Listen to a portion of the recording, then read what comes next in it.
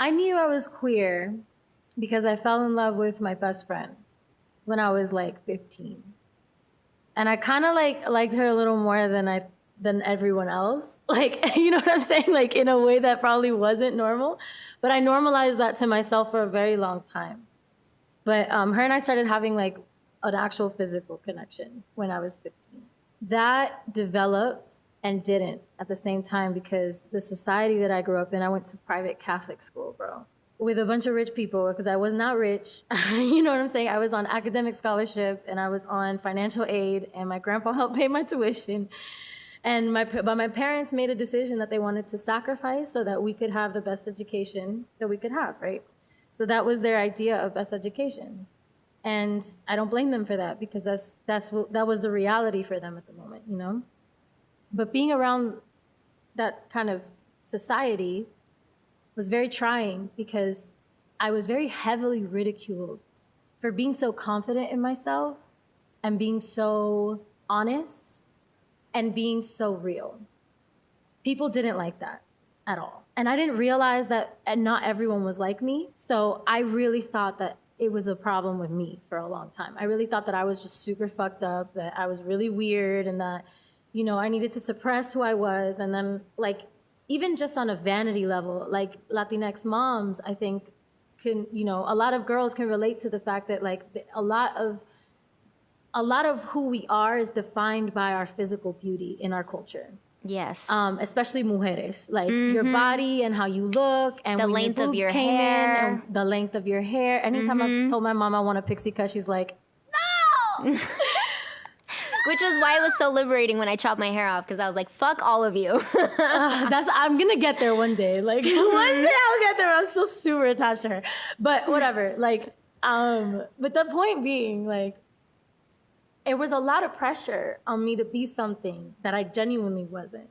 And so I try really hard to fit in. And part of trying really hard was 100% suppressing any notion of I'm actually gay or I'm actually queer, I'm actually bisexual, right? That was like not even an option in my mind. I was like, I hook up with my friends sometimes, it's fun, you know, it's just cute. Like everybody likes girls to make out, super like hetero boys like this lens, you know what I'm saying? Because that's also what society accepts. So you're like, you feel less guilty. Yeah, and that's what you see in porn. Yeah, and that's what you see in porn. That's a whole other. Hold on, that's a whole other conversation. Right. Thank you. But I didn't have sex education growing up at all because I went to a private Catholic school. Because it was taboo. Yeah, it was taboo. It got canceled. I never learned about my body. I never learned about sex. Everything that I knew about that thing. God, my mom and dad talked to me about things, and everything else was learned through porn. You know what I'm saying? Like, okay, this must be like, and I know this is taboo as hell for most of you watching, so. Yeah. But this is what it is. No filter here. That's how I learned what, quote unquote, what I thought men liked, what I thought women liked, what I thought a queer relationship meant, what I thought, you know what I'm saying? I even would like refrain from watching girl on girl things because I was like, no, that would make me gay. Like, no. Right. You know what I'm saying? Even if I was attracted to it, you feel me? So whatever, but I was like, no, very much compartmentalized that in my brain. And also, I didn't come from a queer loving family. You know what I'm saying? I came from a Latinx household. We do not like queers. The Bible says they hate them. You know what I'm saying? Like there's a lot, and nobody had, especially in Miami, like what? Like being queer is literally non-existent. In LA, there's a lot more freedom to express yourself, I think. But in Miami, in the kind of culture that I grew up with, it really was not cool. And girls in my school would make fun of and ridicule and terrorize girls who they thought were gay. They didn't even know they were gay. There was no proof they were gay. They thought they were gay. And they would terrorize them. And I was so sensitive. I was like, I can't handle that. I literally can't handle that. So it was a secret in my heart for a long time. And then, you know, her and I kind of drifted apart, not willingly on my part, but we drifted apart. And then she came back into my life and I was just like, I need to own this, you know? Like, of course she can't be with someone who doesn't want to be with her really, you know? Like that's traumatizing as someone who was really queer and was fluid in that and accepted that about herself. And I loved that about her, you know what I'm saying? That she was so self-assured in who she really was. And I really wanted to be like that, but I couldn't give that at the time. So I had to deal with the pain of losing her because of that, you know? Yeah. And then she came back into my life and we had a very toxic relationship because neither one of us was healed enough to be together. But we loved each other so much. You know what I'm saying? So that happened when I was 18. She came back into my life when I was 18. I was on tour and I was in my room in a hotel somewhere and she called me. And I hadn't heard from her in months, years. And I was like, oh my God. And so we talked, and then I was like so desesperada to have been with her that I didn't even give her time or me time to even know if this was what I wanted or what she wanted. But I was like, no, now we're going to be together, right? We're in it. So exactly. So I went all in and was just like, we're going to be in this relationship. And I remember my mom being like, you know what I'm saying? Like, she knew, but she also again, there was a lot of toxicity between this girl and I. This was not a healthy relationship. This was not anything that she was looking out for you as your mom. Exactly. Yeah. This is not something to romanticize what I went through, but also it was my story. It's how I got to where I am now and where I'm still going because I'm still not 100% comfortable with being myself. And that, you know, the layperson wouldn't know that. Someone watching me wouldn't know that, but it's just about how you feel in your own body sometimes in this society that is so judgmental, that is so harsh, that is so mean to people for just fucking being themselves. Literally just for being themselves. Like, that's it. Because you have your agenda about what you want for you or your son or your daughter or because you think it's wrong and God says in that same Bible that he apparently, you know, hates gays. He also says that he's the only one that can judge, right? Yep.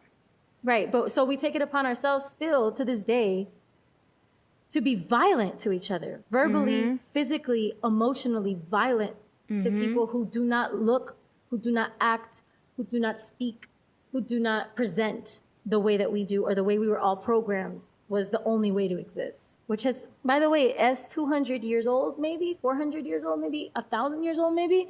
You know how long Earth has been around? You know how long humans have been around? You know how many histories we've erased?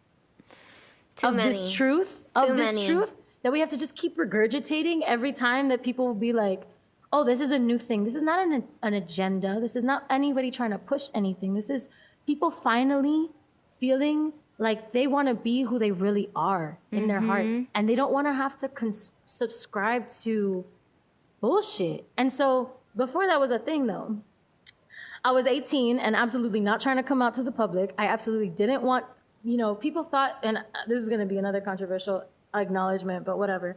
People thought Camila and I were like into each other. And that made me so uncomfortable, like disgustingly uncomfortable because I was queer, but she was not. And it made me feel like a predator, essentially. Because it's invasive. It made me feel like a predator because of the type of clips people would put together and the type of stories people would write and the type of stuff.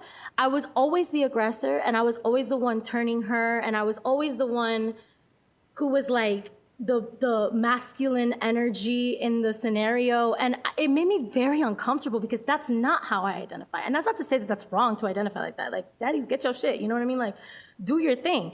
But I did not identify that way. And I also did not have that connection with her. Camila and I were just very good friends at that time. You know what I'm saying? And we respected each other. When each other would talk, we would look at each other. We had love for each other, like genuine friendship. You know what I'm saying? And in the Latinx culture, I don't know about you, but growing up, I was very affectionate with all of my friends. I was very, like, we would tell each other shit that, yeah, maybe you would think we were gay if you were listening over. Yes. But we weren't, you know what I'm saying? And that wasn't the interaction. So that actually made me so uncomfortable to the point where I to this day, hyperanalyze every connection that I have with a girl because I don't want to make them feel like I'm looking at them that way because they're to this day convinced that that was real. You know what I'm saying? And I can't do anything to change it because even when I talk about it, and I don't talk about it because I've learned to just ignore it because it was just so traumatizing for me. You know what I'm saying? That it was like I just chose to ignore it at a certain point because getting angry to them would mean that it was real and validate it more for them. So I was like, okay, then I can't get angry or defend myself apparently because then that just makes it more real. Like it really fucked with my head because I was just like, I wasn't even comfortable with telling my parents about it. You know what I'm saying? Like I wasn't even comfortable telling myself that I was queer. you know? And I didn't see Camila that way. So it just made me uncomfortable that I could potentially be putting off that kind of vibe onto someone who I wasn't trying to do that with. You feel me? Yeah. Because that made me, like, again, it made me feel like a predator. To this day, I have an issue with that because of it. Yeah. Like, I have an issue flirting with girls because I'm like, I don't want them to think that I'm trying to, you know what I'm saying? Invade or like anything like that. So anyway, punto y aparte, I was very uncomfortable and I absolutely didn't want to come out because I was like, they're going to confirm that rumor and then it's just going to go in whole nother directions and, you know, it's going to get worse, right? And then I was at my uncle and aunt's wedding in New Orleans and we were taking pictures and I was drunk and my girlfriend was drunk and we took a picture of us kissing, right? There was a picture of us kind of like kissing each other. Like crying. It's okay. I'm so honored that you are able to share this. So take your time. Yeah. Okay. My aunt super innocently posted all the pictures from the photo booth onto her Facebook.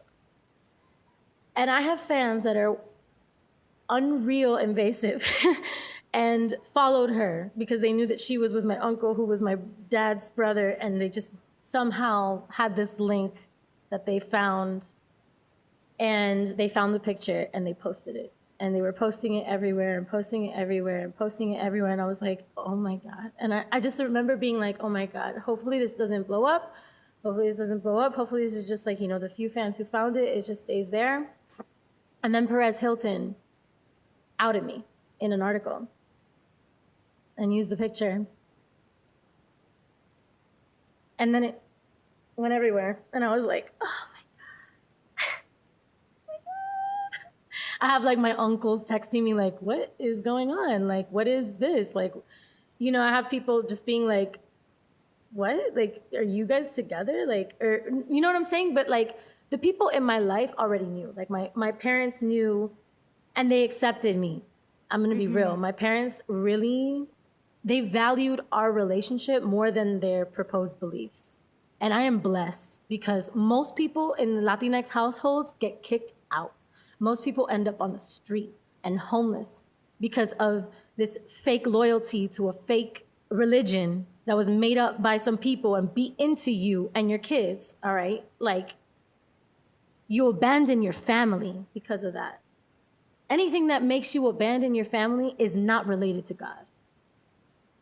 Is not related to God. God would never want you to abandon your children because of who he made them to be. Ever. Because you also want to say God doesn't make mistakes, right? Right. And that's why they pull up the whole, this is a choice. Let me ask you something. If I could make a choice, wouldn't I choose for this to be easier on me in life? Wouldn't I choose the route where I wouldn't get beat up? Wouldn't I choose the route where I wouldn't get ridiculed? Wouldn't I choose the route where you would still want to love me? Wouldn't I choose that? You know what I'm saying? So it's just like, it's just, it mind boggles me.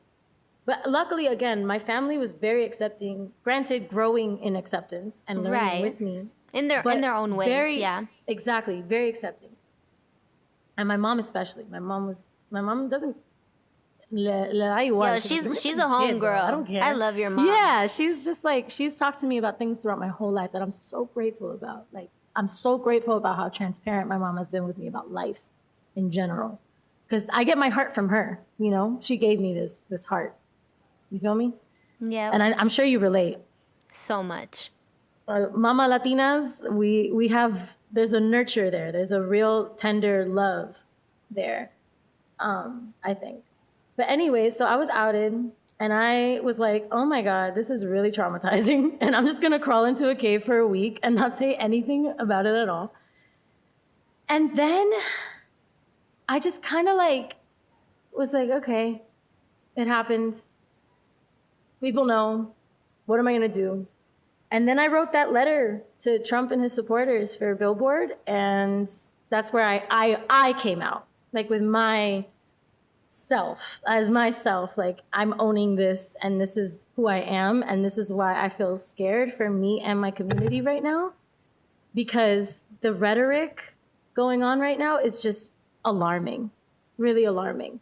And so that's why I felt called to write that. And it wasn't rant in my notes, by the way. It wasn't supposed to be. I didn't like write an op-ed for Billboard. You feel me? Like Billboard didn't reach out to me and like, tell us your thoughts. It was really my truth. You're like, yo, I need to, my heart tells me, the heart that my mom gave me tells me that this is what I got to do. This is me living I gotta my just own truth. this. I had to just own it. And then I did. And then again, that relationship was not healthy for either one of us. We were both very broken, toxic people at the time. I don't know where she is at in life. I know where I'm at in life, and I wish her love and forgiveness and acceptance and apology and everything for what we went through with each other. But she was the person that made me realize who I really was, you know, and what I really connect with in this life, and that is all souls. I'm not just anything, you know what I'm saying? And that's why I find it hard to label myself or to be part of any community, really, because all of like straight or everything is just like, to me, the queer community is beautifully accepting, but then also not in some ways of our trans sisters and brothers, of straight people, of cis people, you know, there's just like, and that's not to say anything, because anyone who's been invalidated and been abused in their life by a certain type of person, they're going to have a certain type of bias about that certain type of person. You feel me? That's why racism exists too, because people are treating each other with these certain biases and don't give each other the benefit of the doubt about connecting to that core humanity that we're talking about here. You feel me? Which at the end of the day is what defines us all, and what exists in us all is our souls and our connection to each other, our connection to the earth, and our connection to our ancestors and to God. You feel me? Like there's no... It's so much bigger than us. It's so much bigger than us. And I say that with a lot of privilege, though, to be fair, because I am a cis woman. I am a white woman, right? I'm Latina, but I'm white. You feel me? So there's a lot of also comfort and privilege in having been able to come out as in the industry that I'm in, looking the way I do, because boys are still attracted to me. You feel me? And I'm still hetero passing, and I'm still cis normative, and I'm still heteronormative looking, you feel me? So I'm able to live my truth more freely than most of our brothers and sisters in the queer community are, especially trans people, especially Black and brown trans people. Like it is nearly, they get murdered every day. Every day. Every single day. Honestly, I use the word hunted because it's honestly, that's what it is. Yeah. Exactly. So it's like even in my coming out stories, and even in being able to say like, oh, I prefer like labellessness, like some people's identity is really their lifeline, is their only truth in this life, is their only support in this life, is knowing that they can at least see themselves, you know, however it is that they find that. And so it's just kind of like, yeah, that's my story. Thank you so much for sharing your truth, and you have no idea what it means to me as your friend, as somebody who I hope you can consider as an ally in a space